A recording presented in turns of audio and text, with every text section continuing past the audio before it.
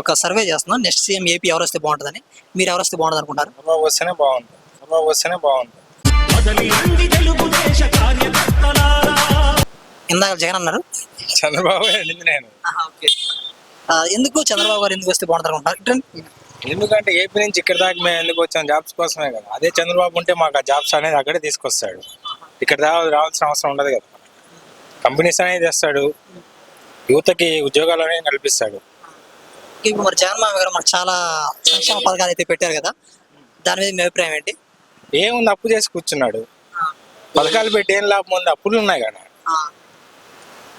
ఇప్పుడు మరి కూటమిలో పవన్ కళ్యాణ్ గారు చంద్రబాబు ఇద్దరు నిలిచినారు కదా, వాళ్ళిద్దరు ఎవరు వస్తే బాగుంటుంది అంటారు? వాళ్ళిద్దరు ఎవరు వచ్చేది? ఇప్పుడు ఇద్దరు ఒకటే అయిపోయినప్పుడు ఇద్దరు వస్తారు కదా. సీఎం కుర్చీలో ఎవరు కూర్చుంటే అంటారా? ఆల్రెడీ పవన్ కళ్యాణ్ గారికి ఎమ్మెల్యే సీట్ ఇచ్చారు. ఇంకా మళ్ళీ అతను సీఎం అంటే ఎట్లా అవుతుంది? అంటే ఇప్పుడు సీఎం అంటే ఆయనకి సీట్లు చాలా తక్కువ ఇచ్చారు కదా, 21 ఇచ్చారు కదా, దాని మీద మీ అభిప్రాయం ఏంటి?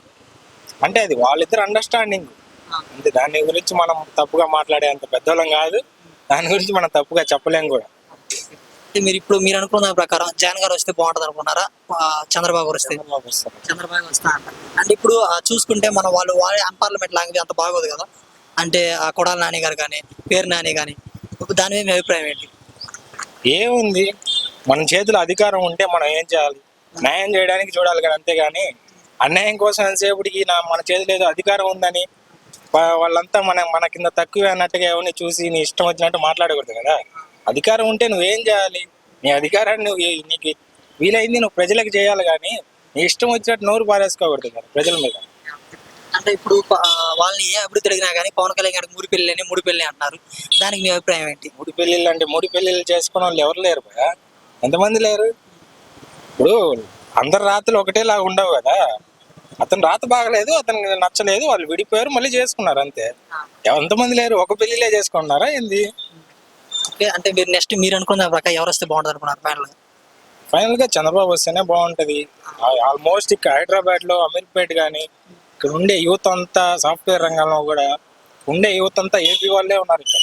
అంటే ఎందుకున్నారు ఇక్కడ? అక్కడ ఇండస్ట్రీ లేకే కదా ఉన్నారు ఇక్కడ. అక్కడ ఏ సంస్థలు లేకే కదా ఇక్కడ ఉన్నారు.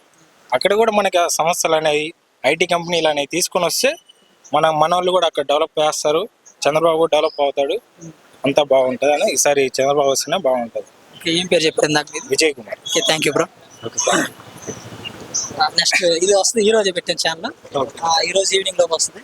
ఛానల్ పేరు చల్లగా ఉంటుంది. వస్తుంది. Okay, thank you. ఈవినింగ్ వస్తుంది.